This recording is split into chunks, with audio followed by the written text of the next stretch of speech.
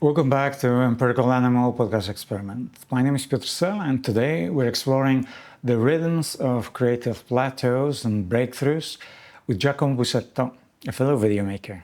Like many, myself included, Giacomo came to London without a clear plan, but things started to shift for him rapidly once he took a year off to travel.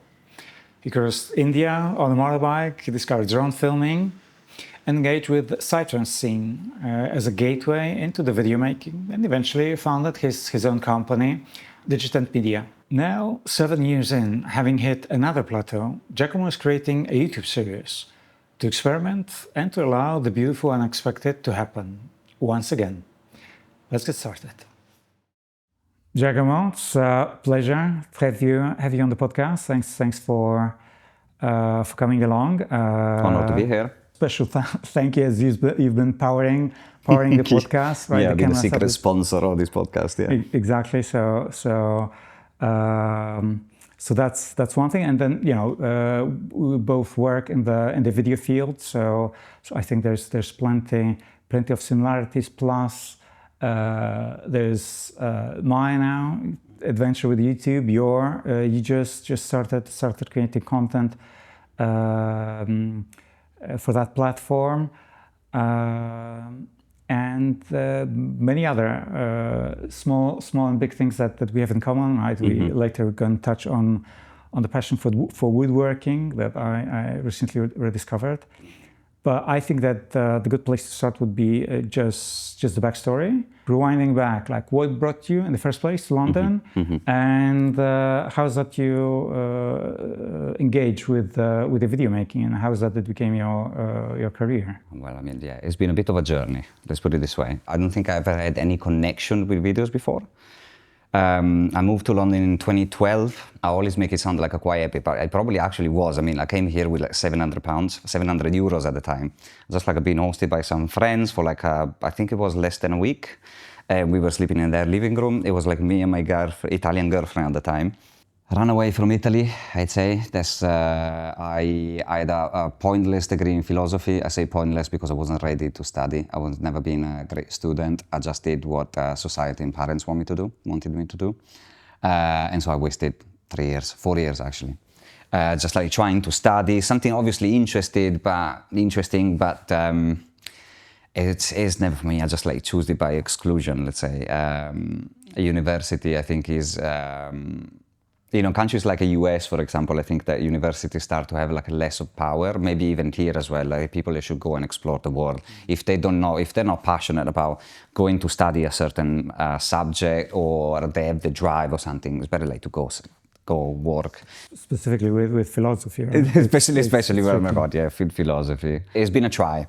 I've never been a big student before. I tried to want to like something. Philosophy is obviously interesting, you explore people's minds, how they think, how you can interpret anything in reality. So very intellectually stimulating, but after 2 years, I just realized that I wasn't meant to read. I don't know if I've never been diagnosed any like sort of the classic ADHD or anything, but like my focus, my attention always like pinpointed and like went into multiple places every time that I was opening a book. So yeah, that didn't work out. But then took the degree, finished the 3 years degree, started working sales very randomly. First job that I found very randomly in Milan. I was selling Vodafone contracts. For classic. Vodafone contracts. So there was an appointment setter. I was just like going to meetings and just like present the packages that we had. They were amazing, incredible prices. So yeah, and people was buying them, and I did that for a year. And then the company start to ask me like to go door to door, and at the time I didn't want. Obviously, starting from the top, asking like to go to the bottom. So all of a sudden, I said, no, this is not for me. And then that summer, I met this Italian girl. I started to be introduced to the Psytrance scene. Like hippies, psychedelics, festivals. And that summer I did a massive hippie gathering in Slovakia for 2 weeks, just living in the mountains, like cooking with people and stuff. And then I went to Ozora, massive Psytrance festival.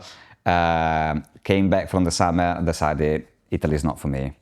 I can't even speak English. I found I really struggled to speak with people while traveling because my level of English, the one that was taught in school, again, maybe it was my bad, maybe it was the system, but it wasn't there. I said, yeah, better fuck off to London.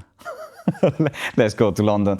And yeah, it was like such a, it was a very sudden decision, probably. And were you considering any other place? No, not because I wanted to learn English. I wanted to learn the language that would have allowed me to explore the world and meet any other culture. And London was the place. I've been quite brutal with my parents, so I basically just came back from the trip that it was maybe a month, 2 months away. And then I came back there after a week. I said, guys, I think I'm probably going to quit the business job and go to London to look for fortune.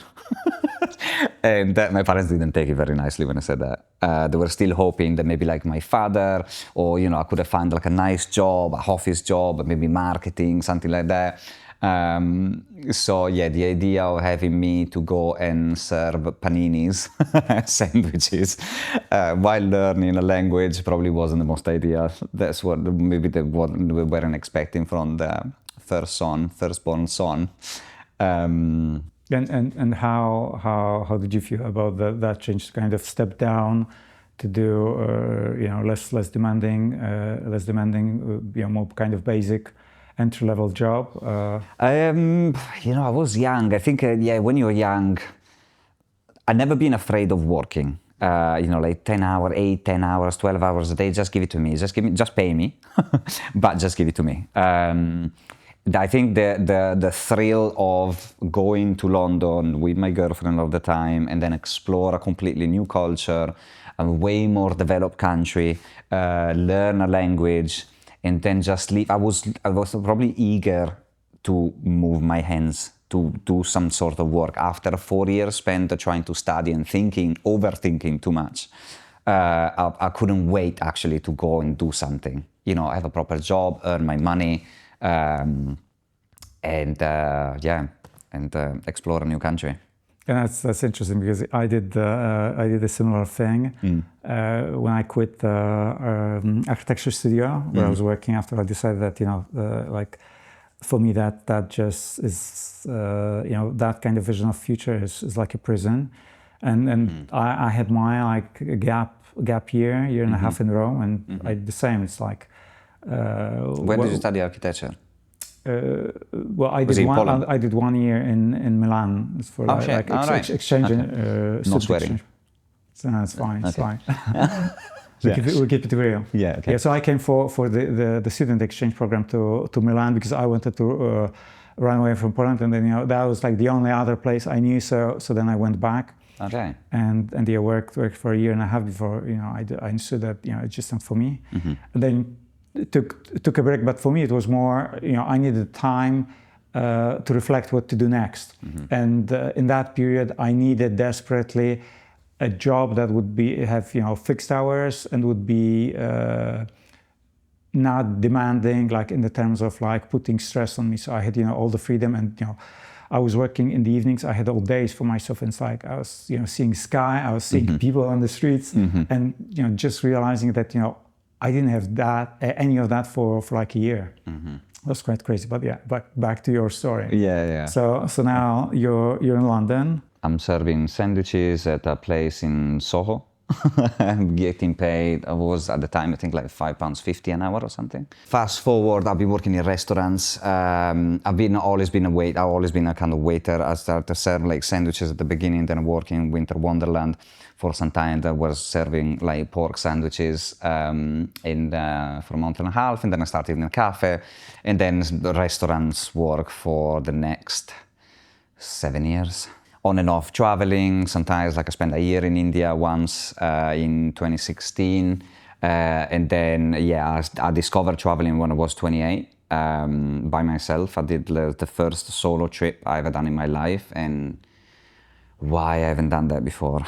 Why I haven't done that before when I was 18? It was a bit of a cliche. It was in India, but You know, like it gave me such a drive. I always been, after 7 years in hospitality, I started questioning what I was doing with my life. I was doing just for the money, not even great money, but then I obviously didn't want to be a waiter. And then I started, I think like there is always a limit. There is a cyclical limit in the 7 year. When you hit 7 years in some job, people say that you start questioning it a little bit. And if you stay longer than 7 years, that's going to be your job forever. But if you hit some sort of like obstacle and you start questioning it too much, then that's the sort of like a critical time. And that was for me. So I went to India for, I think I broke up with the Italian girlfriend first. And then I just said, you know what, it was the best thing in the world. Our relationship was falling apart. And I didn't even realize, like she broke up with me. And then, you know, we started like bickering, and I hate fights. I hate arguments. I hate people shouting. I'm a very quiet guy. And after 3 months that happened, I realized, oh God, yeah, now I'm actually free. now life starts. And I went to India thinking to be there for like 2-3 months, and then instead I stayed like 11 or 10, 11. Where exactly? Because it's a huge country. Oh man, yeah. I've been everywhere. I've been like, I started from the north, then I bought a motorbike that I never drove a motorbike in my life, but then, you know, like things came to you, and then I just said, it took me a couple of days to take the decision. Okay, this is something that I would probably always regret if I don't do it. Scared to death. I never drove a motorbike, and probably the worst place to learn how to drive a motorbike is India. And then, I mean, in hindsight, has been the best thing that I could do.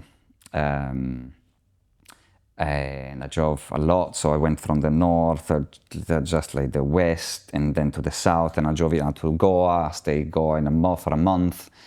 Hell of a trip, you know, it's been like a movie style trip. Me and a motorbike, I felt like a hippies in the 70s. Literally me, myself, and the back part of the back, and then just infinite land that was evolving like country to country. Still seeing in India, you still see people that never seen a tourist. Like I broke at some point, like my engine exploded in between my legs without hurting me. And I had to stay there for a week in this village that never seen a tourist. And there was one guy that was speaking English that was a sort of like a journalist and an Islamic member of the village that hosted me for a week. And then I stayed there for a week when I went. Like, there's so many stories there from the trip, so it might be a bit long. But I think after India, I came back, I think like repeating myself, repeating to people that I was just a waiter, that I wasn't happy with my life, sort of like it gave me the confidence it was fine. That it takes time for people to understand what they want to be, what they want to do in life. And I mean, I was 28, so for some cultures, like the Italian one, 28 is late to start still trying to understand what you want to do. I'm 36 now, and I'm still kind of like partially asking myself the same question. Right, like most of us. Yeah, I mean, it's a never-ending path. And when I came back, a friend showed me his drone, and I was mind blown what you could do with a drone, like flying, filming, and it was then I started like to get into videography. What drone generation was that? It was like a Mavic 1, and the first Mavic that came out from DJI. But immediately what comes to my mind, that's like the open perspective that you experience on your trip. Kind of has to do with the also different perspective that the drone allows you, like the bird's eye view. Do you think that facilitated that's something?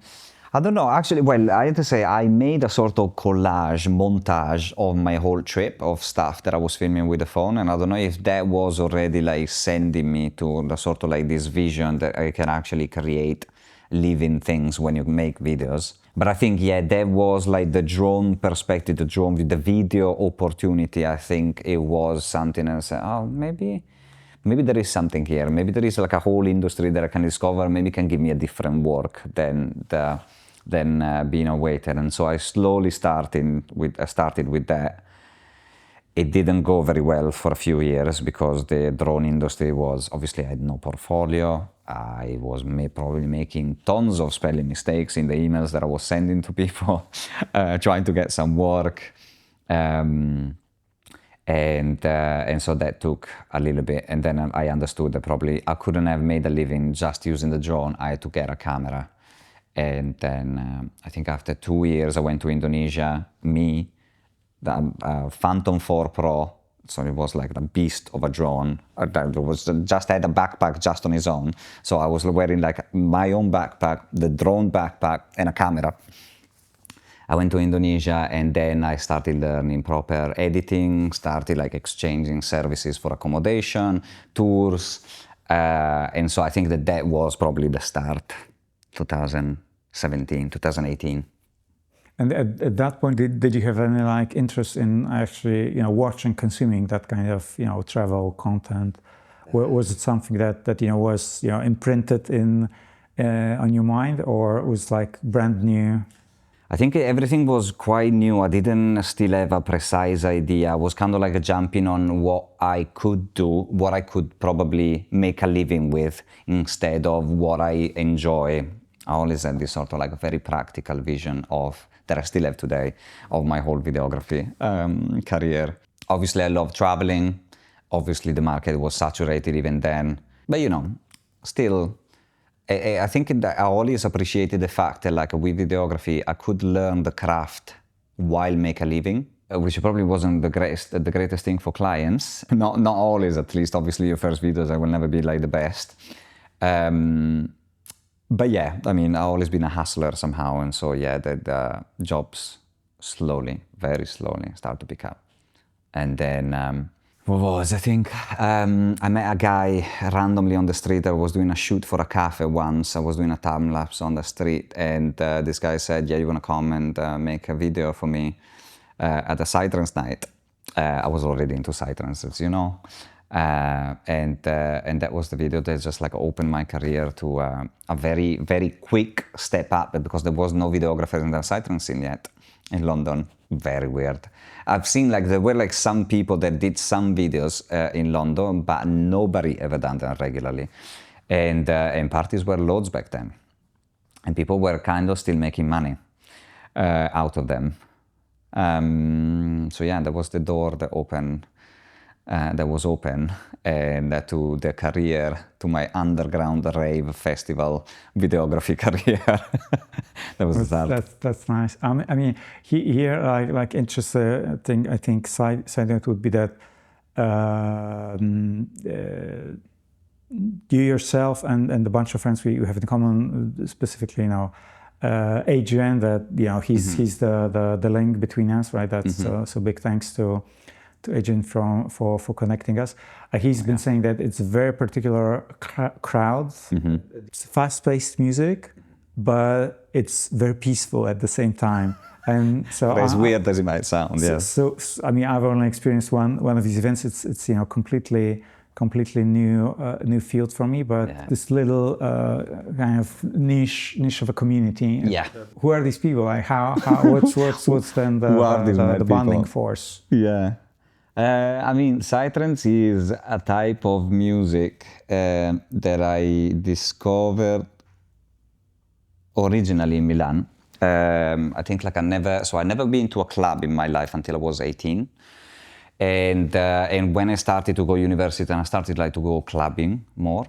But at the time I was listening like minimal techno, like Berlin style techno. And one night there was this guy, Ventura, that started playing this music that it was just, oh God, it was surreal. The effects that he was putting, the way that it sounded, it was just insane. And so I started to look at it. What is this genre? It's like a progressive trance, Goa style. And I said, wow, okay. So I started like to look into what it was, Goa. And again, Goa is a place in India where the first parties started back in the, oh God, yeah, I think like 80s, 90s. At the beginning, they were like rock. It was like proper, like Goa has always been a hippie hub. Of people. So at the beginning, these incredible parties that were lasting for days were about like made like with rock music, and then slowly transition into electronic music, and then it became like the Psytrance genre that probably we call today. Back then, it was still like called Goa trance. So it's a fast-paced electronic type of music. We call it psychedelic because it's multi-dimensional. Like other sounds that I could never hear in any other genre. I always found it like super innovative in what it was, obviously very repetitive, obviously connected like to the use of drugs like psychedelics and stuff, like, like expanding the mind, like they were saying in the 70s. Back then, I think maybe was a movement with many other things around, many other feelings, like respect for nature, peace and stuff. While today, I think it lost a little bit of that sort of sense of unity. And I mean, yeah, it depends, but it's all a journey. It depends like when you jump onto it. At the beginning, I was like, how you say, fascinated by the whole thing. Now I'm a bit more realistic, and sometimes like I judge it a bit in a more harsh way. I don't know if maybe because back then the music was less available, and today music and events are just like too available. So maybe like the whole thing, I kind of like discounted the seriousness, the depth of the trance floor experience, the dance floor experience. But maybe also was that kind of a stage in your life, right? Exactly, yeah, it was, yeah. But then obviously at the beginning you just like have this summer of love with new experiences, with new music, with new people. And it's fun now to see, now I'm kind of like slowly exiting. It was always, I still love the music, I still love the scene. I just start to feel a little bit maybe like older, and then I'm a father now, so obviously I can't really like party. I start to get, like tired after some time. My body's asking me, it kept rightly so, to stop a little bit. And I've done enough festivals. Also working as a videographer, yeah. Yeah, I guess that's just a natural development of things, and the way we kind of grow. But then tell me, so your trips in South Asia were kind of linked specifically with the music as well. That's why you decided to trip around India and Indonesia? No, there wasn't. It was the decision of India. The India trip was, I never wanted to go to India. I've always heard all these stories saying, oh, India, like, like go there, like look for yourself and find yourself. It's a very spiritual place. That I thought at the time, I've heard them all. I've heard like so many stories about this country that maybe like there is no even point like for me to go and see it. But then, yeah, instead it's been like such a like a multisensorial, I don't know if that's a word, but then you know what I mean. It lived up to the fame. Oh, yes, yeah. No, it was amazing. It was amazing. Like people can find it very stressful. It's chaos, but it works. It's a chaos that works for them, and so different from anything around here. It's just like it's difficult. It's very difficult to explain. But basically, this like one of the themes that I'm willing to explore here. So this deliberate exposure to different cultures, that basically you find yourself in circumstances that are so radically different that you have to change, and then also obviously if it was such an extended period like almost a year for you, obviously it catalyzed a change, and then on your return you were ready to kind of just do more, I guess. Just I think traveling is such a releasing experience, and so like even creative, like everything is different. You see the world in a completely different way. It's like a meditation in itself. I always found it like so liberating somehow. Just like the touch, it's like pause the rest, go traveling, think about something else, and not necessarily you have nothing to think about. Like the biggest thoughts is like where you're gonna go that day, what you're gonna eat, and then just like see what happened. But yeah, no, everybody finds it that, especially by yourself, I think you're completely open to the world, to whatever it could happen, which is an incredible sensation. It's an incredible experience that everybody should do. Very early in life, just like to understand what is possible. It teaches you a great deal of compassion, especially if you say that you experience hospitality and completely unexpected circumstances where you you just literally needed help of someone, right? And I didn't have to ask for it. Yeah, that was just like given. Yeah, it was beautiful. So I'm the believer that these experiences really it changes positively. Oh God, yes, yeah. They open up like a completely different realms in your head about what's possible and what not. Also, like I think India taught me the self-acceptance. I think I was feeling quite bad about the fact that like still being a waiter, being almost 30, and actually, as I said earlier, every time that I repeated to people what I was doing, who I was, it kind of like made me self-accept that actually, still I'm just a waiter and it's fine. Again, it's gonna take time to get somewhere else, but something will happen. And it was okay. So I didn't feel guilty anymore of not being enough. And I think that was the biggest lesson that, I think I spent all my life thinking that I'm never enough. And then obviously thinking a little bit like that is good because it pushes you through stuff. It pushes you like, to improve and do stuff. But alas, also is an endless search. It puts you in a situation where you're endless searching something that perfection you'll never reach. Let me just make a little interlude because I'm also trying to be kind of conscious not to be pushing for high achieving mindset, career over anything else. So, my stance is that there's absolutely nothing wrong with any job. Every job has a place, and if anything, I encourage everyone to just seek to experience different things gradually, right? So not to become stagnant, right? So I think that's the state which is which I would label as detrimental.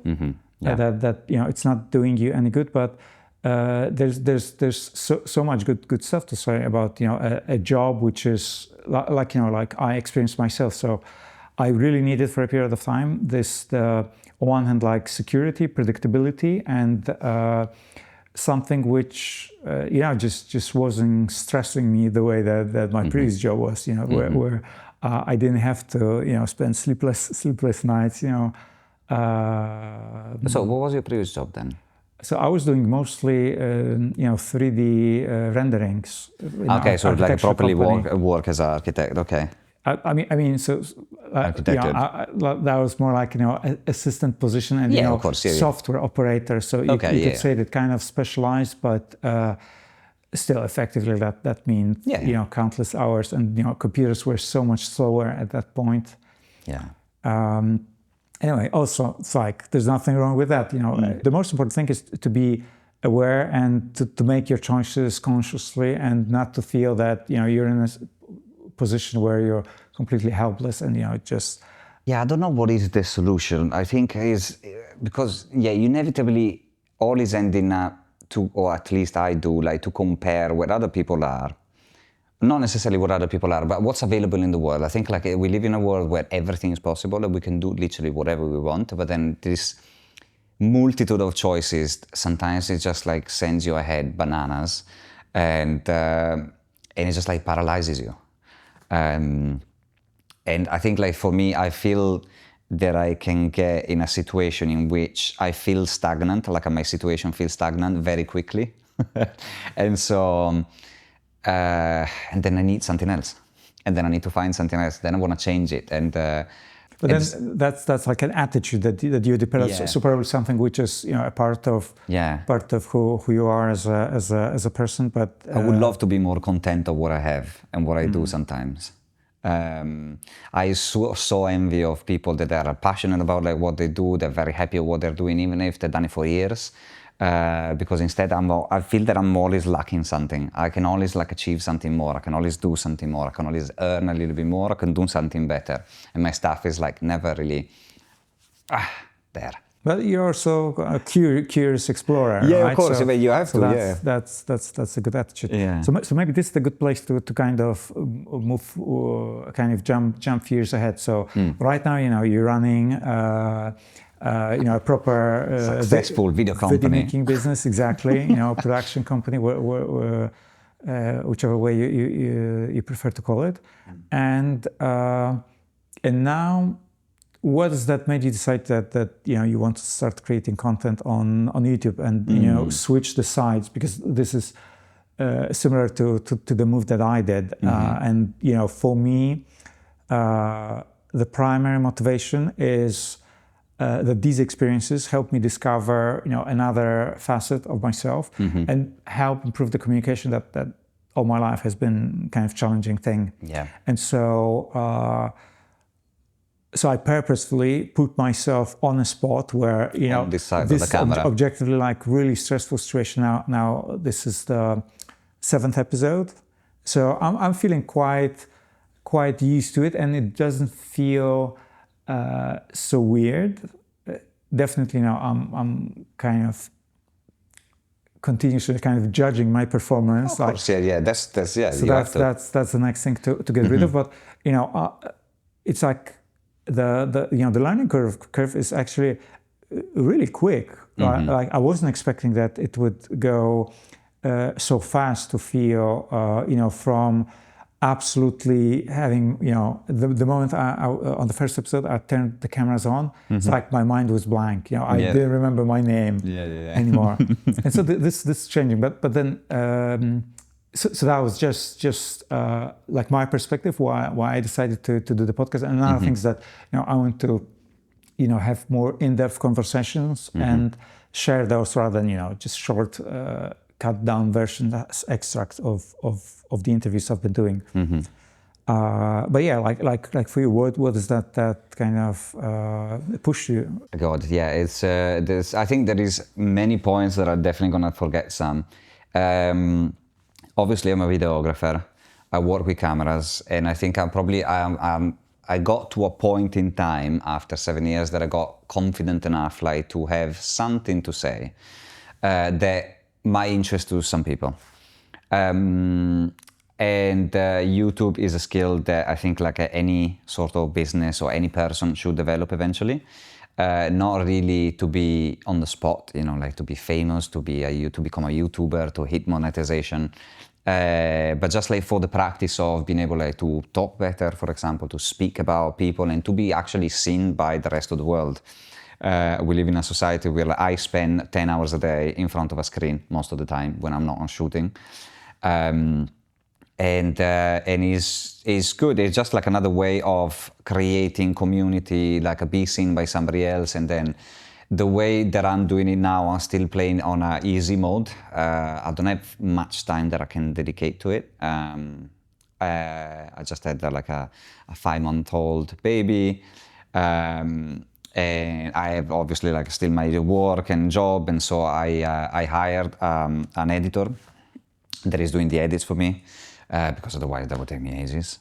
And I'm playing on an easy mode because I'm still learning the curve. I'm also like still exploring myself a little bit. I use AI to help me like compose the ideas. So the way that I do my process is usually I find a topic, I hit the record, and I record an audio when I just like ramble about multiple things.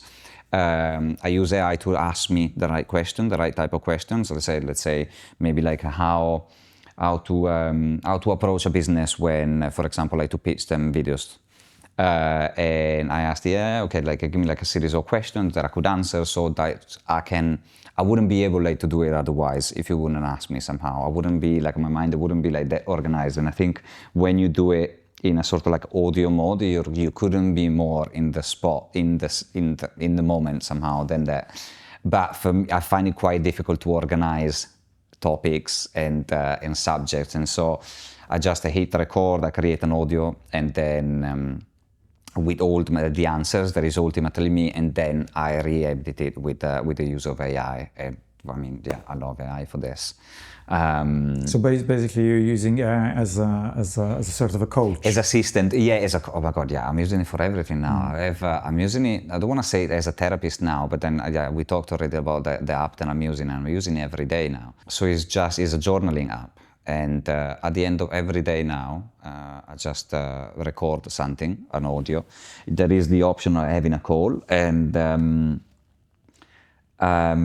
yeah, just have a recap of my day, what I felt, what I discovered. Usually, I'm never really that chatty. I find very difficult like to pinpoint moments. But if there is anything on my mind, like just in the evening, maybe it could be like anything. The AI helps in like to debunking and remember also like what I said, for example, 3 weeks before, and it kind of like help me relate it, which is insane. Because sometimes you're just like in a continuous flow of consciousness of, sometimes you're satisfied, the day after you're feeling shit, and then the other day maybe you're still feeling not great, okay, and then the other day maybe you're feeling great, and you don't remember when you were feeling bad, like why you felt great, and what you actually have, so that life is not that bad. And so it's good to have this tool that is called Rosebud. A massive shout out to that app, because I couldn't recommend it enough, like, to anybody. It's so good. Yeah, I think I lost the train of thought now. No, I mean, I think this is great. Great point that using AI can help you spot the repeating patterns that perhaps escape the memory, and so just really keeping track. And using these tools to analyze the record, all the data that you're just typing in, and it does give you a good amount of insights. I have to say that after a month that I've been using it really extensively, so having long sessions, I noticed that there's also a pitfall where basically it becomes a very self-referential process where you're generating more and more insights, and you're essentially trying to think to the next step, where effectively you need to take some like physical actual actions. And so that's where that's what I found, where the balance needs to be kept in check. That these are great tools, but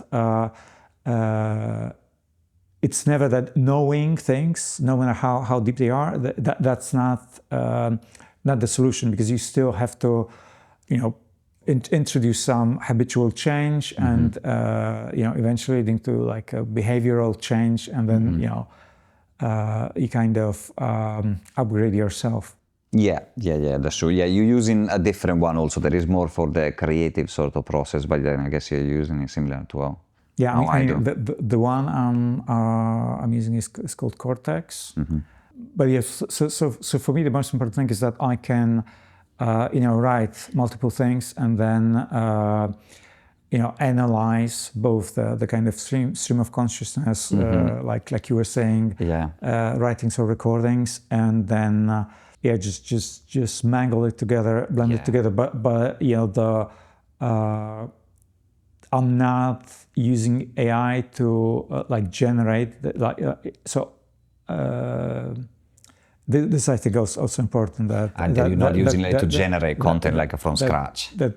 Always the foundation is something that comes directly from me, and then I may rework it with using AI, because clearly you may share this angle that just not being a native speaker does require more mental energy, more time to actually create polished text. And so I do use AI tools to improve my writings, but then obviously if it's improved beyond the point which just alters my style, then I revert back. So I still seek to maintain my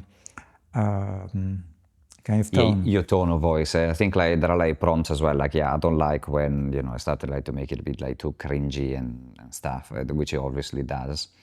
But then, well, okay, yeah. So are we reverting back to YouTube, I guess? What are the main subjects that you're exploring? Well, let's talk about that, because you're very entrepreneurial, right? So that's the what I can say. So this is like a quality that I'm only now starting to develop, and you business oriented. So I think that's really a great.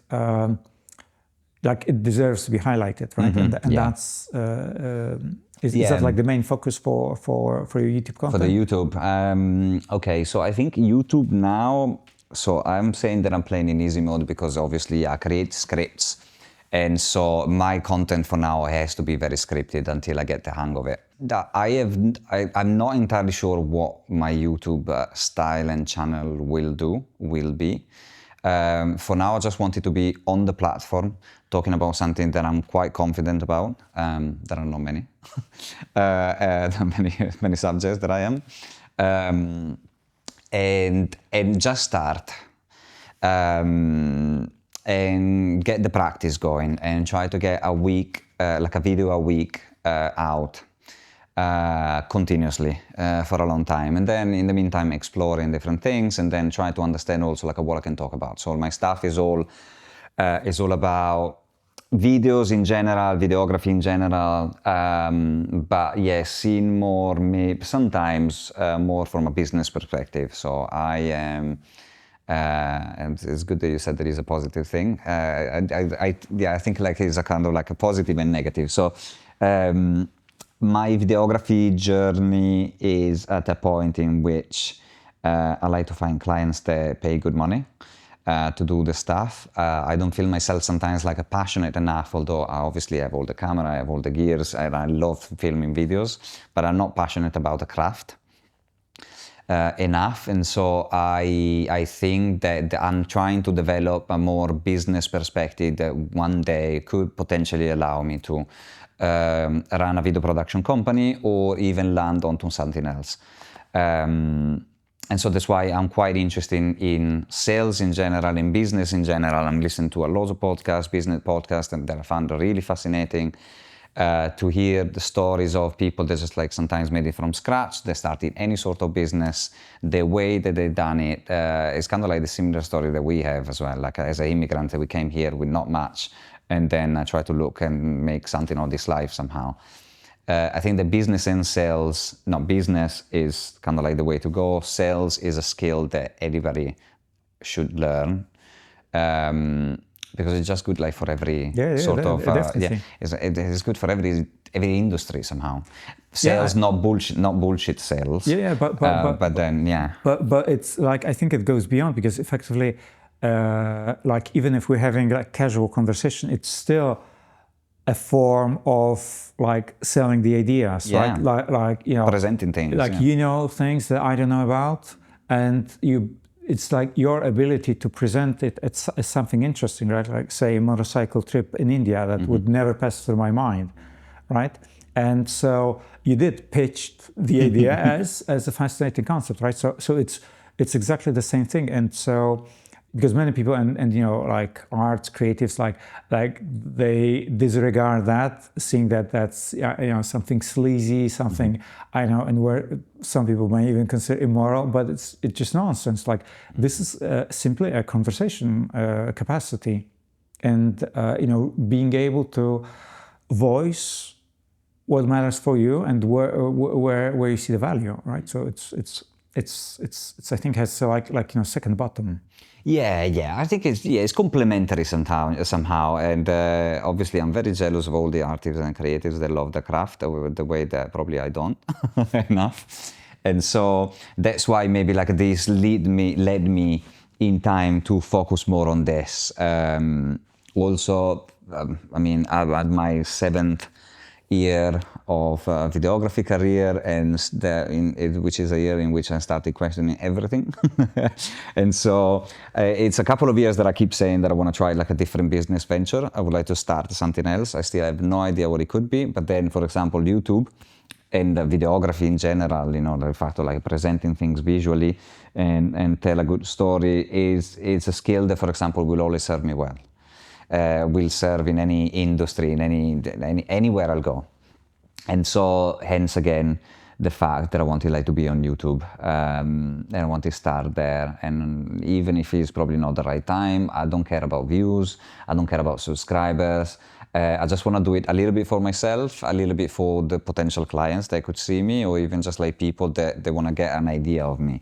You know, they look at my videos and they say, okay, yeah, this guy could be probably more believable than he looks like. So in many ways, it's like a learn as you go project. Yes, yeah. So it will develop, evolve. It could turn into any direction. I think now I started to talk about videos and potentially from a business perspective, it could turn into, I don't know, I could even start another channel now. For example, I was having a chat with this AI and they gave like such incredible, such a good perspective ideas that sometimes is the classic advice that you would give to others, but not to yourself. And so I'm moving house, for example, and he said, like, why don't, for example, you can conjugate both things. I'm moving to an area which is not going to be very fancy or anything. So I was just like checking on social, is Norbury in London. Shout out to Norbury. Which is not very fancy or particularly, you know, like up and coming. And so he suggested me that I could document, you know, like, for example, like doing a vlog of how it's going to be the new house, the things that I'm going to build, and this could potentially just also bounce to talking about woodworking, that I like to build things and make things with my hand. And, you know, just like a different sort of perspective. So it could even go in that direction at some point if I get confident enough, although I don't think I don't want to be with the camera all day long. That's also like, I mean, I'm not, yeah, you need a certain level of ego, I think, also like to do that. Or, you know, maybe you're very passionate about what you do, and so that's excusable, but then, yeah, I don't know if I want to film. I mean, there's a risk that it tears all the joy of actually engaging with the activity, right? While if you have to still tend to the camera. Yeah, no, exactly. Like, you imagine, I mean, there is such amazing content online, but, you know, the thought of, for example, like building stuff and then having like to keep changing camera here and there, I mean, yeah, it becomes a job. Yeah, it becomes a job. Or like you go for a hike and you see like these people that they film themselves, you know, like going up. And so imagine like you need to go up and then come down, take the camera and then bring it to the next spot. You put it up, you come down, and then you walk again. I mean, no, it's too staged. It's beautiful to see. It's an amazing piece of content, but it's not me. Mm-hmm.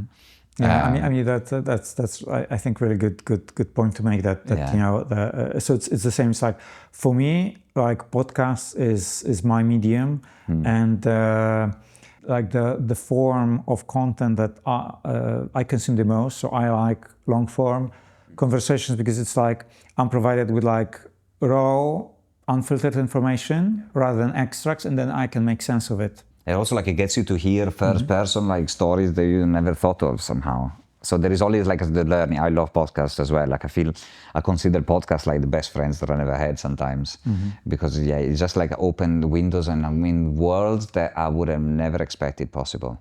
And like also, I mean, it gives you such an amazing array of inspirations, ideas, even too many, obviously sometimes. But yeah, no, podcasting is so good. So you see, for me, in many ways, like this experience, it allows me to see like my future self in a way, because, you know, obviously the work that I do right now is, in terms of video, is I interview people, but, you know, the focus is on the person that I'm filming with, and here, you know, it's a different dynamic. So I'm basically practicing what I want, you know, my future self upcoming to be. future, exactly. So, and you know, I don't know, do you get that kind of thing by YouTube? Exactly, making those videos. Let's say that when I'm look back at those videos, obviously I can see like all the things that I can improve, but then also it kind of like it gives me a little bit, it gives me confidence a little bit that it's not actually too bad. Yeah, I think you're you know, really well spoken, engaging, and you know, most important is like you have a personality, right? So you're not just like washed out character, but and you see like probably single most important thing that I discovered through like the handful of episodes is that I became more aware of like my life's experience and started valuing it more. That rather than seeing that, oh, there are all these other people with amazing stories, amazing experience, but it's like really valuable things that I've learned from my life. Yeah. And then it's like, if you don't value your own life's experience, then, don't expect anyone else to. No, I think exactly. It's probably a stage of life. I don't know, how old are you? I'm 39, we'll be turning 40 Yeah, okay. this year. I think like it's like a mid-30s, late 30s stage of life that you start to gain a little bit of confidence. Okay, so this is who you are. This is who I am, and I'm, I don't know, and I'm kind of like, I don't want to say it like overly proud of who I am, but yeah, you start to get quite confident somehow, and you realize that you have a lot more to tell than you think. Also because you had, like 39 or 36 years of life, of events, of moments that have happened to you somehow. It's kind of like, it's good. I start to kind of like we start to probably like start to wrap them in a way that feels nice, and it is nice. Yeah, let's put it this way. Yeah, exactly. And perhaps like you were saying that you started studying philosophy, but it's like the missing link was actually the life experience, right? Yeah. And then eventually you get to some sort of philosophy or personal philosophy, but somehow, yes. Yeah. But you needed the lived experience. Yeah. It's all about the experience. It's all about like making mistakes and learn from them. Yeah, I don't know. That's why I hated philosophy when I was studying it. It was just like too much thinking somehow. Now, I needed to do something. I was just like, I needed to run away. Just like create experiences, live things, do stuff, instead of like thinking about it if it would have been wrong or right or wrong. That's why it's the same thing is business. Like you can plan something until you're very ready, and then just realize that you had no idea how to run it, or you can just like make a start straight away. And but you learn with time. That's probably the best approach, and it's also like the most difficult one, because obviously you need to take the leap and actually make a start without knowing where you're actually going. There is the same thing that I'm doing on YouTube now. I have no idea what it will cover, but then in the meantime, I'm learning the craft, learning the practice, and then as soon as there's going to be like something like more fixed than this, that I can apply my skills to, they'll be there already. So, do first, think after. Do first, think after. Okay. I mean, I think that this plenty of information on the YouTube, right? Because it's like, it's a little bit of an unknown, but it's a beautiful unknown, and really just allowing this to be an experiment which is like kind of self-correcting and evolving is great stuff. But at this point, I kind of wanted to shift away from all the technology and touch on the woodworking, which was for me extremely pleasant to discover that you had your man cave on the attic, bunch of woodworking tools, and that you've been building furniture, and so where does that come from? What does it do for you? What do you find in this activity? Why is it something that you've been drawn to in the first place? So when we moved house with my current wife, we got to this place that it was amazing, and I started to look at furnitures. And I don't know, I think like it was a little bit for the money. I said, oh my God, there are like these furnitures are or too expensive or not nice enough. And so I decided, what a better way to start, our journey in this new house than like building our bed for the first time. I thought it was like such a romantic idea, and so I built a bed for the first time. Without any prior experience. I started to buy my first tool. I buy like a circular saw, and I built it in the actual bedroom. buying second-hand scaffolding boards that were, like sometimes coming from the most dreadful places, were like super dirty. I still remember the one that I think it was probably like a still smell of fish. God knows where they found it probably. So it was probably in a fish market. And so we had the smell of fish for the first couple of weeks, like permeating the room and the mattress. Because I couldn't cover it, like not even the paint was covering it up. But yeah, so I made the first thing that I made was like this bed that was like a lifting up and down. So it had like some gas lifts like to open it up and down. And it took me a week. Never built anything before. All my scaffolding boards were all wonky, or like many of them.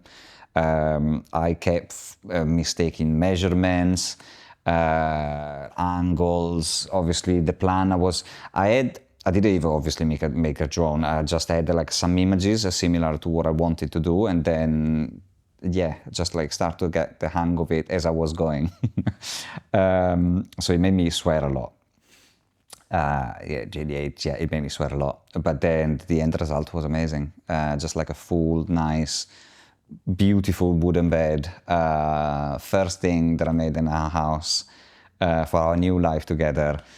I mean, such an amazing idea.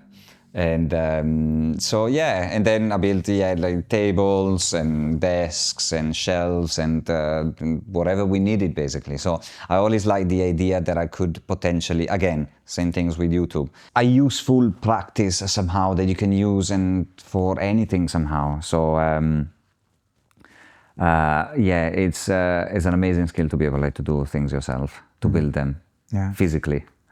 And for me, it's been always a strange journey because I started woodworking in high school, and I was in like scientific high school, and so all programmers, physics, mathematics, and I'm doing that kind of stuff. And I think only later, like so nobody could get it. Like it's like when I was saying that was my hobby, it's like they were just not getting it because they were, I guess, assuming that that's for like working class people, and we're here going to be the programmers of a new generation, and that's where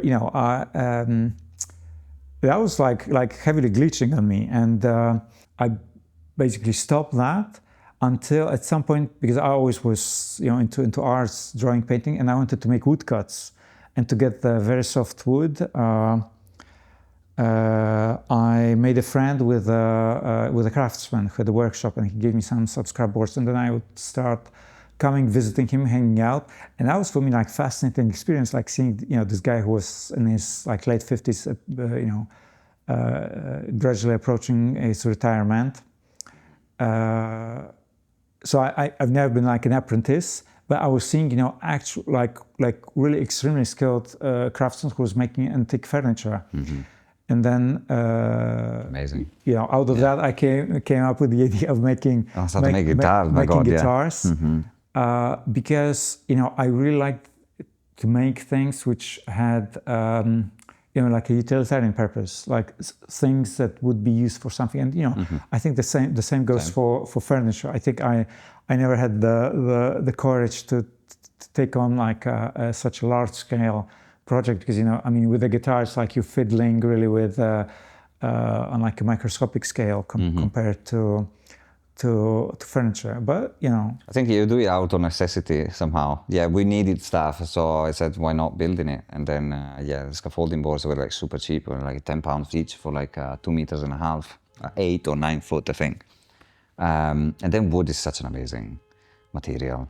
Like the grain, the smell, it's the fact that you can mold it any way you want is it's so nice. Woodworking, I would love if woodworking potentially could pay the money that I want monthly. That would be an amazing skill to have. I don't know if there's a place for no, actually I don't know where I want to go with this. Well, for custom-made furniture, definitely. Custom furniture, there definitely could be a place for that. I think it might be quite competitive somehow. And then I don't know if I would have like the passion to do it on a serial basis, on a business bass. I like to do things for myself. I don't know if I would do it professionally for others all the time. Yeah, I mean, I know what you mean, because it's the moment that you're really spending day after day in the dust, and all And then you give it the away. cuts on your hands, right? Like bruised hands from the tools, and then it changes perspective. But like we spoke at the very beginning, like right now I discovered that this is like really for the context, because now I'm back to making another guitar with the help of a luthier who kind of did all the precise work. I'm just carving it, finishing it, and it really helps me offset the kind of mental weariness from the work in front of the computer. So having that kind of tactile experience with the texture of the wood and with all the tools, beautifully kind of balances out. Yeah, I think it's so nice. But then it's just also like the mental isolation, exactly as you said, that you're just there and you're just in the moment and just like doing something else, like focusing on something completely different, which is nice. Yeah, that's a beautiful thing. And with that, I'd like to move to the final point, right? So, what it's like to be a dad, right? Because this is yet another chapter that kind of goes beyond anything you've experienced. Experience in life. Wow, has to be a dad. 5 months. Still feel quite early, yet very far already. Still feel like it already feels like it's definitely been a year. But still, sometimes I look at Jesse and it still looks like very new. He's still like a very sweet, unaware. I think, I don't know, like actually, if he shocked my life as much as it did for other people, I think. He's, obviously, me and Ruby wanted it quite badly. I'd love to see Ruby being a mom. And all the care and love that she shows on a daily basis. But I don't know, since when it came to life in our lives, it just like felt so natural, and I still didn't have such a like deep, super spiritual experience about it. I think like I'm more part of like the category of men, which I've heard and kind of like made me feel better about it, because like I felt somehow a little bit even on the flat side of having a baby, and then I spoke with other people and they said that actually like for men it takes sometimes like to get acclimatized to it, and so it might take like up to a year as well, like to get kind of like used to it. That's why I was saying like it still feels so real or not real at all sometimes. It's nice to have him around, it's nice to play with him, it's less nice when he's crying. But yeah, maybe like we still need to wait, like for the mom is something that they hold into their body like for 9 months, and so like she felt it already, so she had it a long time, plus the hormones are doing another hell of a job probably in like creating this sort of bonding.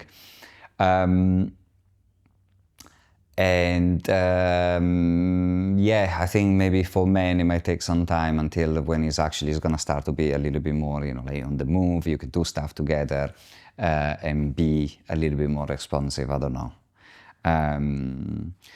So on a very normal point of view, I can't say that it changed my life even that much. I don't know. I work from home, which is very nice because I can spend some time with him every time, and then like where obviously Ruby's doing most of the work.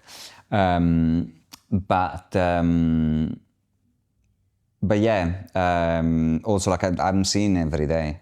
I can see him all day long, which is nice. And it's probably a bit privileged, I'm still carrying on like life as usual somehow. You sleep a little bit less. And at which point do you plan to introduce him to cameras and woodworking, if at all? So we have like a bit of a debate, not debate, but then, there is all the stuff about like having children put on social medias. And I don't really care, but yeah, some people say and think that yeah, you should really respect their privacy and their will, and so obviously like obscure them or like not show them at all. I don't think I would bring it to YouTube, but I don't see anything wrong if I would change my mind at some point. Like for a vlog style or something, I don't think it would be like a crime against his will to bring it on social media, let the Chinese and the government see. I mean, if it's really important to them. Just to clarify, if anything, I mean, if I have thoughts like, oh, one day you'll be filming together with him, like. With him, oh yeah, like they could learn my craft. God, I don't. Yeah, well, if he wants, he can definitely. I mean, I have no idea what's going to happen, or the whole industry, or the whole work and jobs in 5 years' time. So, if you want to pick up a camera, being an editor, I think it will be very different in 10 years, or like even 5 years' time, probably. But yeah, who knows? Yeah, I don't have like a parents plan yet aligned. It's just 5 months old, so we need to see, even like what's gonna behave like when he's gonna start speaking. So everything is gradual now. I can't imagine. So I'm not a kids person. But obviously I love Jess because it's ours, and I mean it's the sweetest thing on earth. It's the sweetest person on earth. I love it as much as I love Ruby, obviously. But yeah, I can imagine like the toddler phase already, when they actually start to be on the annoying side. Obviously very sweet, and they'll give you like many other things, and you're gonna start to see the world with their eyes. That is gonna be beautiful. But yeah, let's get there.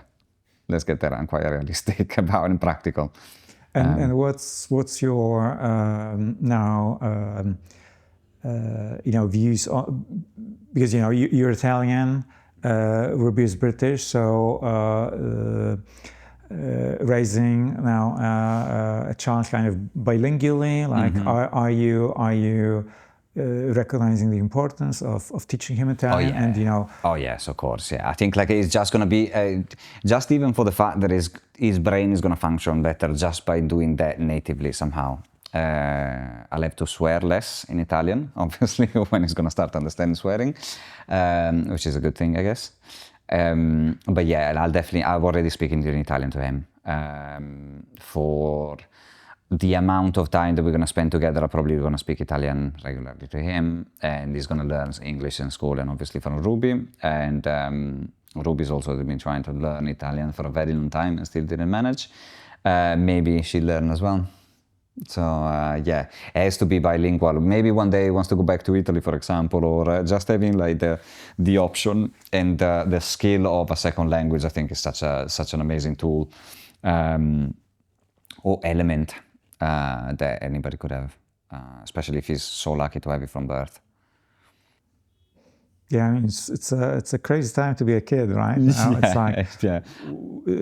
I mean, I still remember the world without internet, right? Without cell phone, and think about growing up when there's, super advanced AI already around. Advanced AI, yeah. I am very scared of the whole situation, of the whole.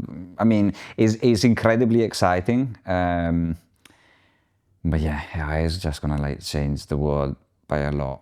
That's why I think also like even more so now is good to start thinking to plan Bs, and you still might have a videography business in my case, but then maybe have something else on the side just in case this might fall. I think like we're in a time and era where having multiple sources of income is possible. I think it's just might start to be mandatory. People are changing job more frequently.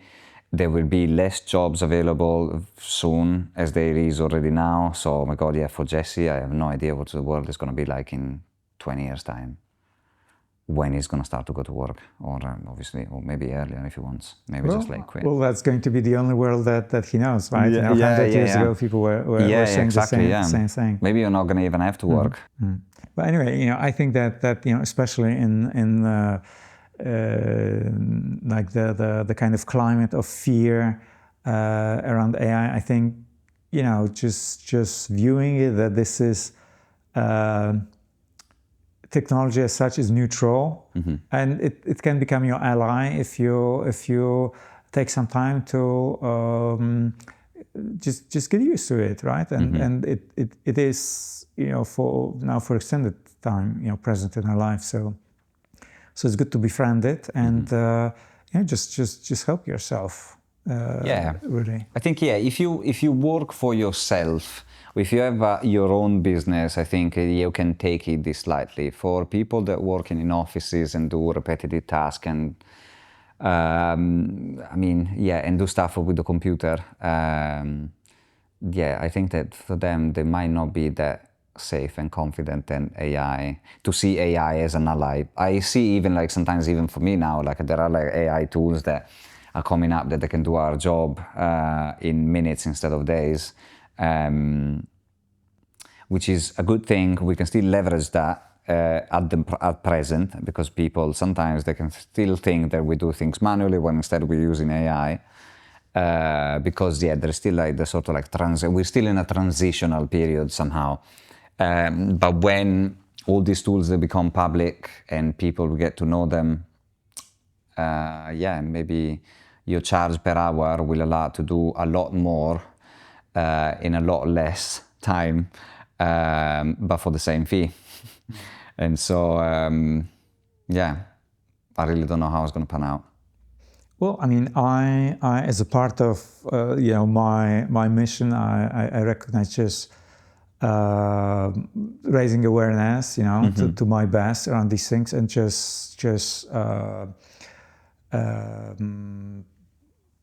hopefully one day when the audience of this podcast will grow beyond 55 followers. Fuck yes. It has currently. That it can become a resource effectively, because for me internet has been completely changed my life. The wealth of freely accessible knowledge that I got. I learned how to make guitars from internet. Yes. I found my first community of musical instrument makers that there was none at the time. In my hometown in Poland. So the things that it allowed me are absolutely priceless, and I wouldn't be the same person without it. And so I don't see the point why the kind of next stage of this technology should now be a threat. So I'm trying to. You're a positivist. Yeah, optimist. Exactly. I see I think before you could learn things, you had the tools to learn things, because if you didn't learn them, you couldn't do them. Now you don't need to learn them anymore, because of something, a tool can do them for you. So I think that's what scares me. That's what is getting possible now. You can create softwares by yourself, vibe coding. You can just register to a platform, pay $100 a week, and you can create your own software just by prompting. This scares me a little bit. Or services can easily just be made by somebody else. But then there comes like you were saying that the skill of sales, right, is so fundamental. But so these are meta skills. I think that's what they label. But then equally, it's just understanding human psychology, right? And because it's if you now use AI to create products that nobody wants, or that people cannot refer to because it's so specific to you, then it won't change anything really, right? So I think that it's still important to recognize that you need to know what you're doing and why you're doing that, and at that point you can really use AI, effectively, work with it effectively. I think as they say, it's good to do exactly, to know where you want to go and what you want to do, and then use AI to to implement it. But yeah, I don't consider myself negative. It's all exciting times, and I'm in a position where anyway I feel quite privileged, like to be working for myself, and exactly maybe as you said, as your podcast will take off, like that could definitely be. It's not that can be definitely be like another source of contacts, knowledge, even work, I guess. But yeah. Yeah, things are changing very fast, very quickly. Yeah, but So exciting times. exciting times. Yeah, exciting times, and I'm also like I'm more of the ones that instead are a bit more negative, in a sense that like things will not necessarily change for good. They will change like good for productivity. You will be able like to do way many more things way quicker. But yeah, things will. This will imbalance the whole work industry, making it more, I guess, competitive, crowded, and yeah, I don't know. Yeah, I see. I don't want to say that I see a doomsday coming, but then unless you have a skill like a manual job.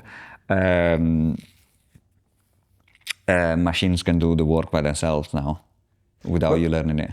But one another like important point for me here is like kind of opposing the mass consumption, right? Because obviously like this kind of form of content, like it's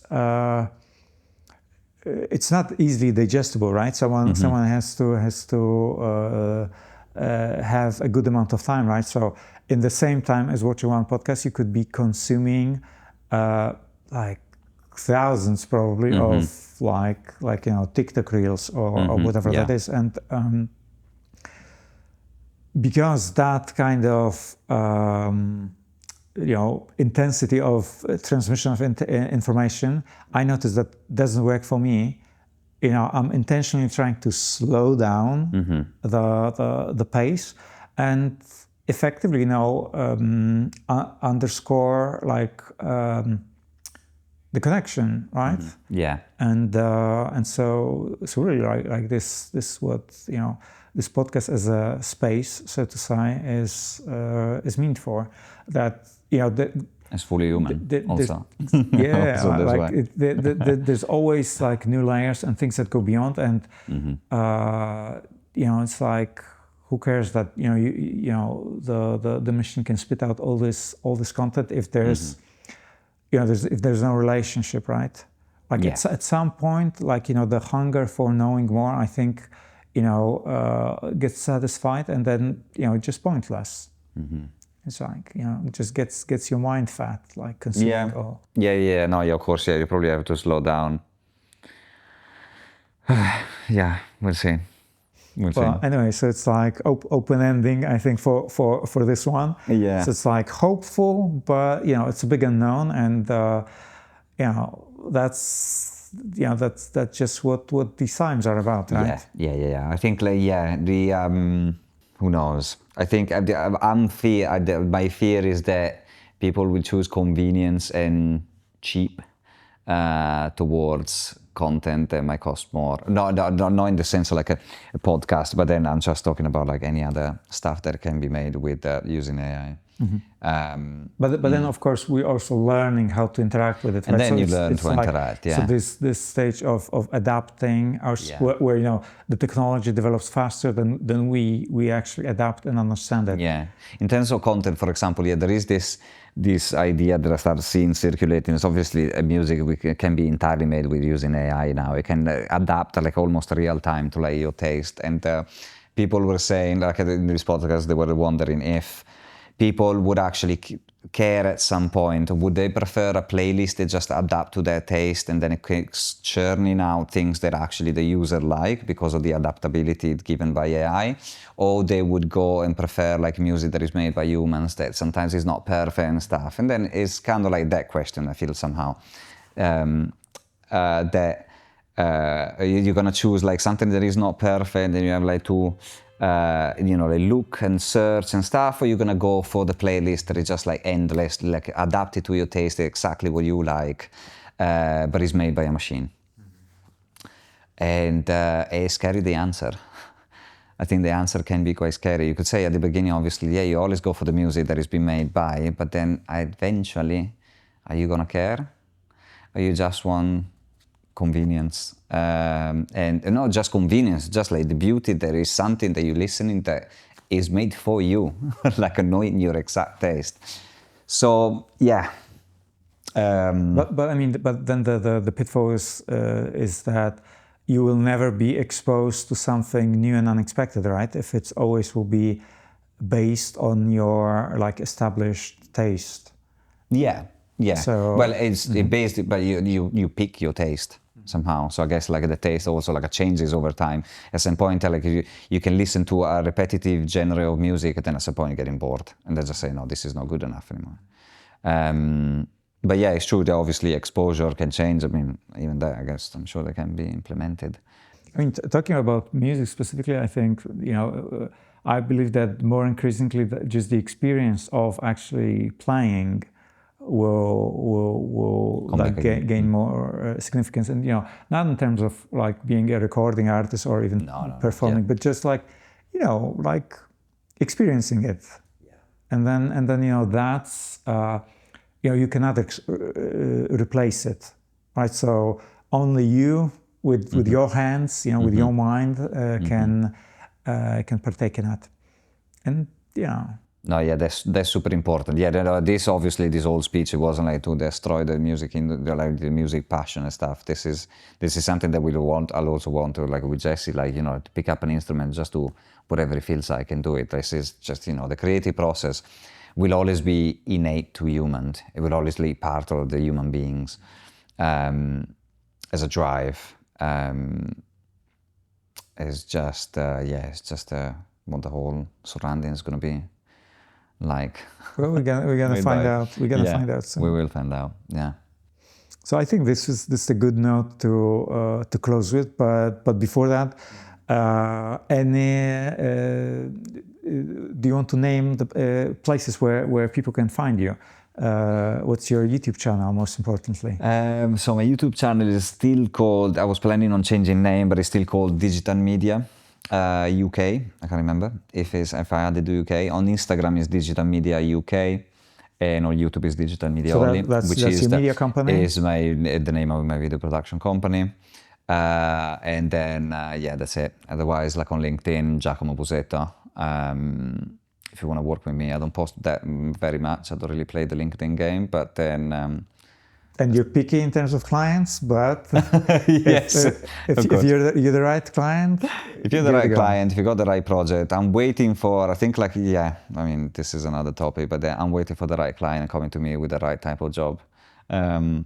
Interesting, challenging, and also paid well, which is always very important. Brilliant. Thanks. Thank you. Oh, thank you, man. It was an honor. It was nice. Boom. This was Giacomo Busetto on Empirical Animal Podcast Experiment. If you'd like to find out more about his work and his YouTube series, all the links are down below, and I see you in the next episode.